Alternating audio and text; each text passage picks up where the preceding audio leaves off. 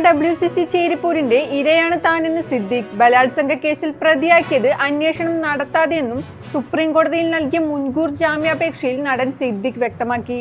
Indian ഗുസ്തി താരവും ഹരിയാനയിലെ കോൺഗ്രസ് സ്ഥാനാർത്ഥിയുമായ വിനേഷ് ഫോഗട്ടിന് ദേശീയ ഉത്തേജക വിരുദ്ധ ഏജൻസിയുടെ നോട്ടീസ്. ഉത്തേജക മരുന്ന് പരിശോധനയ്ക്കായി ഹാജരാക്കാത്തതിന് പിന്നാലെയാണ് നടപടി. 14 ദിവസത്തിനകം വിശദീകരണം നൽകണമെന്നാണ് നോട്ടീസിൽ അറിയിച്ചിരിക്കുന്നത്. കരബാവോ കപ്പിൽ വമ്പൻ വിജയവുമായി ആഴ്സണൽ. യുവതാരങ്ങളുമായി ഇറങ്ങിയ ഗണ്ണേഴ്സ് ലീഗ് 1 ക്ലബ് ബോൾസ് വാൻഡേഴ്സിനെ തകർത്തു. എമിറേറ്റ്സ് സ്റ്റേഡിയത്തിൽ നടന്ന മത്സരത്തിൽ 1-നെതിരെ 5 ഗോളുകളുടെ വിജയമാണ് ആഴ്സണൽ സ്വന്തമാക്കിയത്. ആഴ്സണലിന് വേണ്ടി 17-കാരൻ ഏദൻ യാനേരെ ഇരട്ട ഗോളടിച്ചു തിളങ്ങി. വിദ്യാഭ്യാസ വകുപ്പിന്റെ ഔദ്യോഗിക വെബ്സൈറ്റിൽ അതിക്രമിച്ചു കയറി ഹാക്ക് ചെയ്ത അജ്ഞാതർ 17 വിദ്യാർത്ഥികളെ TC നൽകി വിട്ടു. തവന്നൂരിലെ കേളപ്പൻ സ്മാരക ഗവൺമെന്റ് വൊക്കേഷണൽ ഹയർ സെക്കൻഡറി സ്കൂളിലാണ് സംഭവം.